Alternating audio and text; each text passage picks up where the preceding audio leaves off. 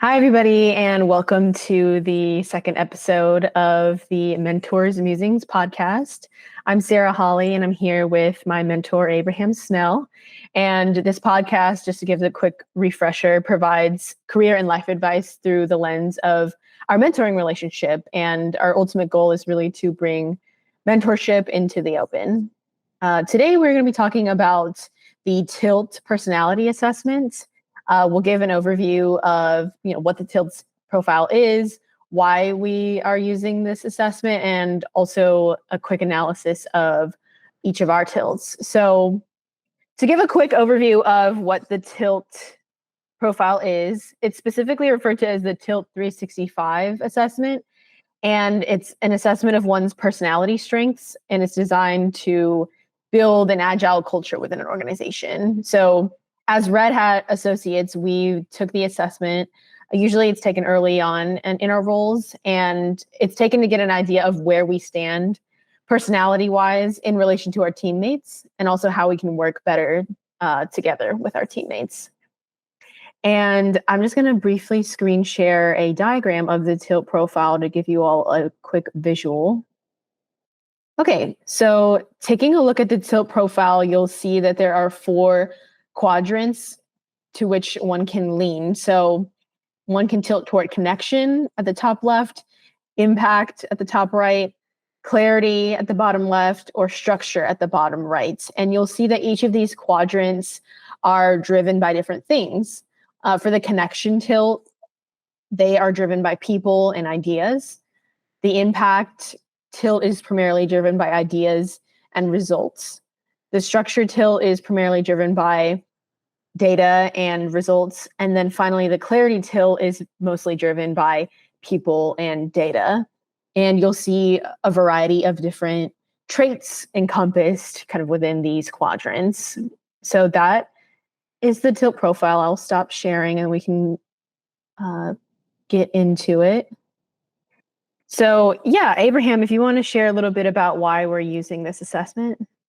Absolutely. So, well, first of all, I am not 100% sure why Red Hat uses this assessment, but I'm sure it has to do with helping us to understand where we are, but also the fact that it's designed to build an agile culture. For Sarah and I, one of the things, or a lot of the reason we like the TILT, as well as other assessments, which I'll mention some, is for a couple of reasons. One is self-awareness, and the second is empathy. So self-awareness is what precedes progress. So if I am trying to grow, there's no way for me to grow if I don't know what I'm growing. So I got to know something about who I am, and I have to accept the fact that I am the way I am before I can say, hey, I want to grow. One of the quotes by Socrates is, to know thyself is the beginning of wisdom. And we definitely identify with that. Self-awareness requires for you to assess yourself. And TILT is one way to do a self-assessment.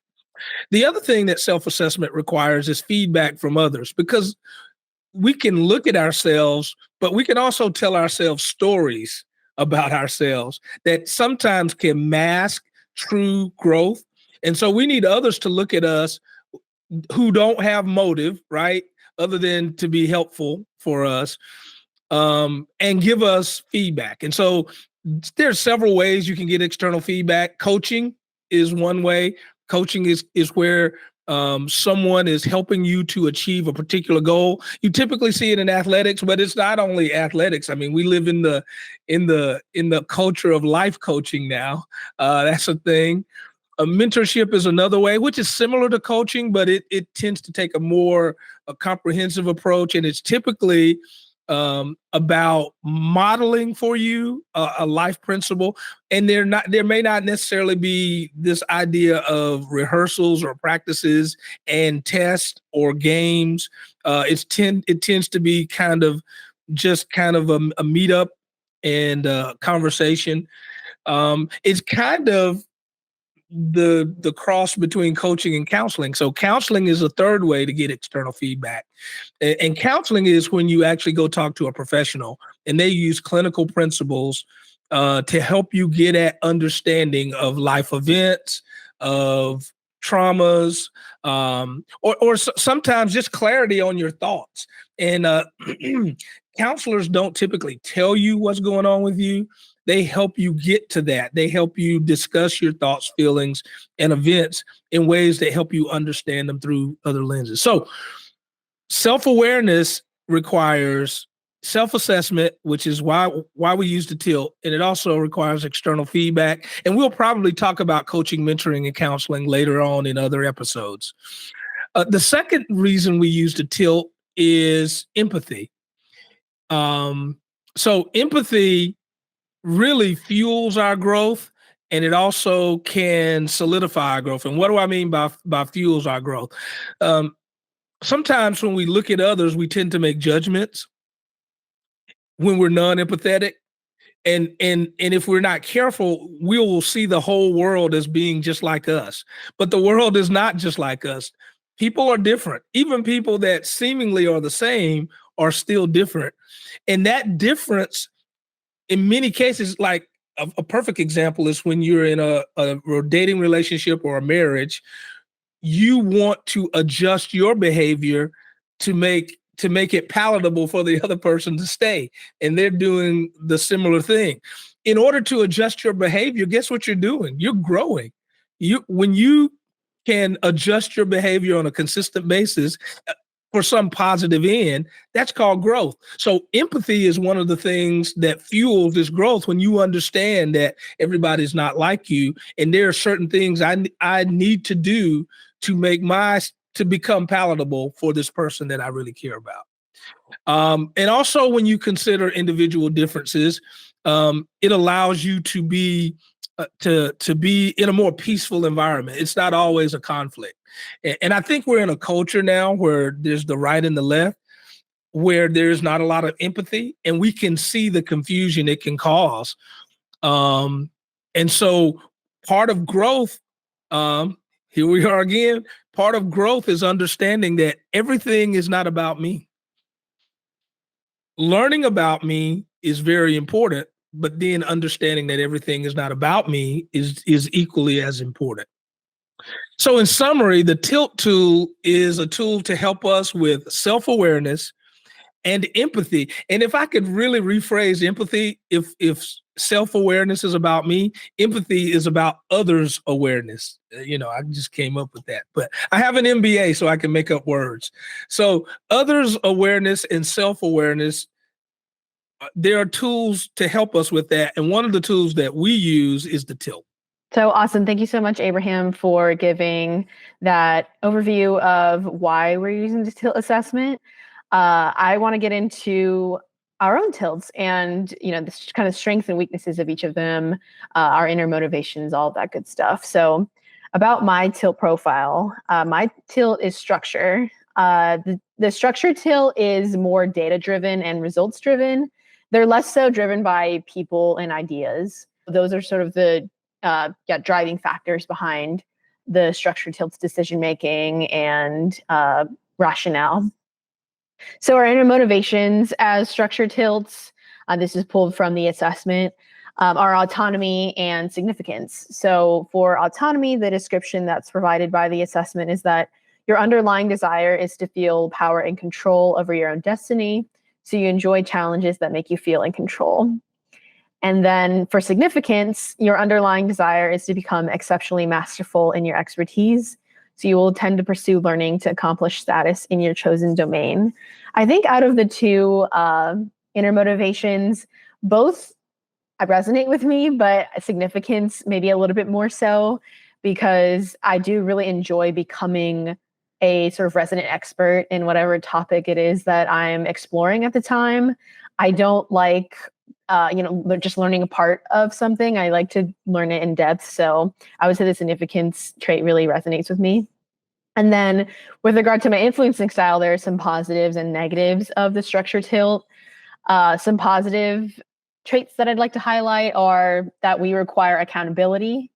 We tend to produce high quality work, and we explain the rationale behind the things that we do. So the explaining the rationale part does resonate with me a lot because, I was telling Abraham earlier that, whenever I approach somebody either with work that I've done or work that I want to complete soon, or like work with somebody on, I'll always try to provide them with the necessary context. I don't like to just come at them with something unexplained. So I feel like that portion does apply to me for sure.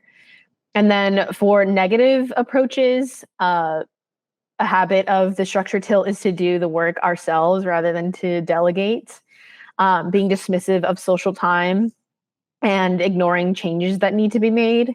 I would say that out of those, doing the work myself instead of delegating is definitely something that I'm trying to address because, really in order to be an effective leader, one does have to delegate at times. And I think what happens in the structure tilts brain is that, we just want to save time and be as efficient as possible. So we feel like if we have to go and explain things to somebody else, then that might, cut into that interest of time.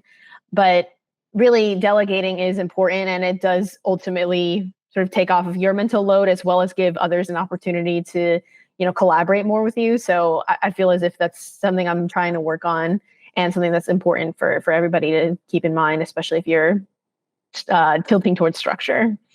And then one negative approach that I feel doesn't resonate with me as much is dismissing those in authority as detached and uninformed.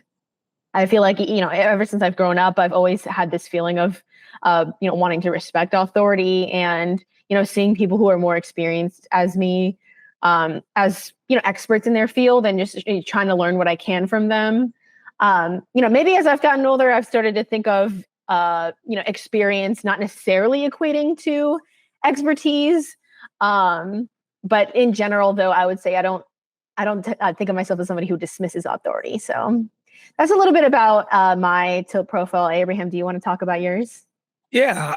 So my tilt profile is connection. And oddly enough, Sarah and I are the exact polar opposites of each other. She's structure, I'm connection. So if you look at the tilt profile wheel, you'll see that we are polar opposites.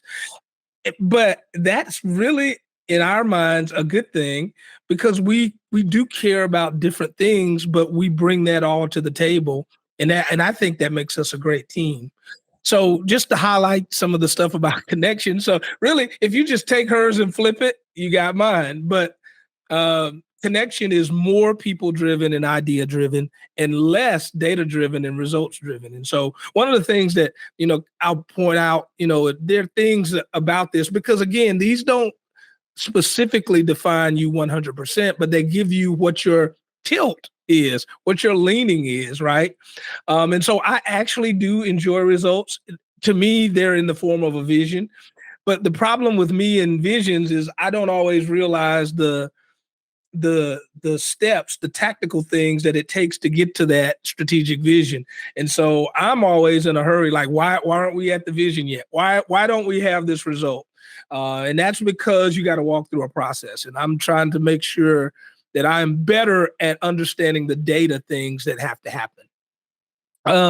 Inner motivations, mine are belonging and individuality. So belonging is where your underlying desire is to be appreciated by others. And that is true for me. But it also says so you tend to join groups and identify with people who can pursue common interests. So I love identifying with people, but they don't necessarily have to pursue my interest. As long as I can identify with them.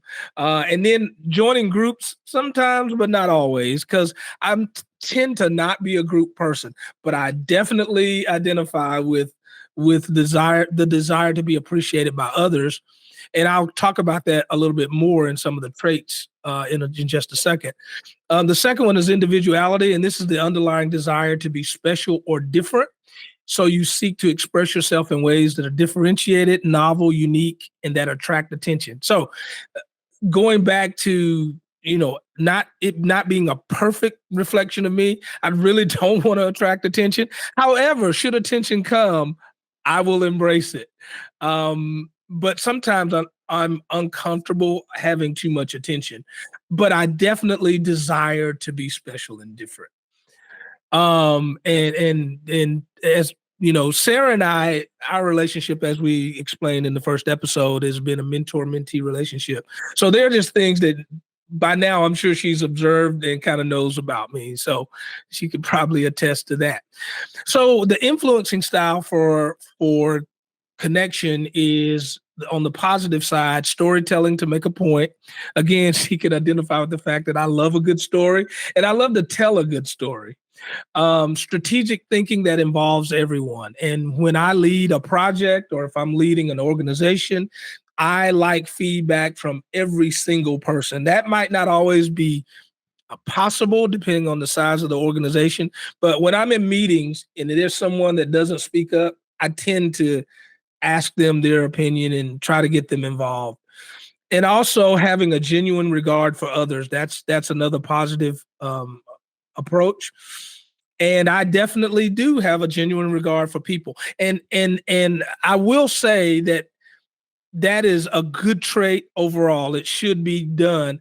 I am realizing that it's not always possible to put this regard for people above everything. And one of the examples of that is I was in the military. I was in the infantry, and we definitely want people to live, right? We want our soldiers to come back. But the very fact that we're putting them in harm's way to accomplish some mission, we know that that's impossible. And so while we regard people, we understand that there will be times when we have to accomplish the mission, and that might cost us some of the things that are most beneficial for people. And that also happens in business sometimes. Some negative approaches for connection is talking too much to dominate the conversation. So I can definitely talk too much, as Sarah can attest, but it's not always to dominate the conversation. But hey, talking too much is talking too much. Being charming, flattering, or people pleasing. People pleasing is the one that I will point out that I identify with most. And the danger with people pleasing is you don't express your true convictions, and we all need to always be genuine. We need to bring our genuineness to the table. That doesn't mean you have to be combative, but it does mean that you speak up for yourself.